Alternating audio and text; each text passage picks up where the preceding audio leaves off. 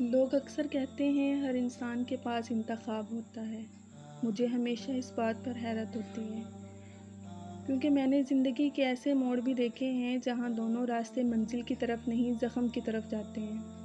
وہاں یہ فیصلہ نہیں کرنا پڑتا کہ کیا بہتر ہے، وہاں صرف یہ سوچنا پڑتا ہے کون سا نقصان کم ہے۔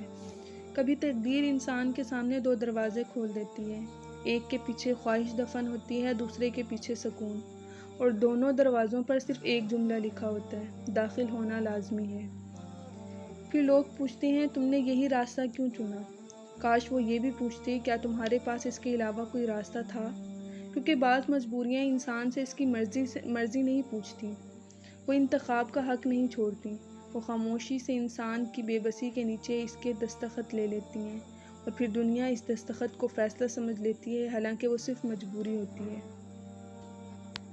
امید کرتی ہوں آپ کو میری یہ ویڈیو پسند آئی ہوگی۔ اگر میرے الفاظ آپ کے دل تک اترے ہیں تو اس چینل کو فالو کرنا مت بھولیے گا۔ انشاءاللہ تعالی ملتے ہیں نیکسٹ ویڈیو کے ساتھ۔ اللہ حافظ۔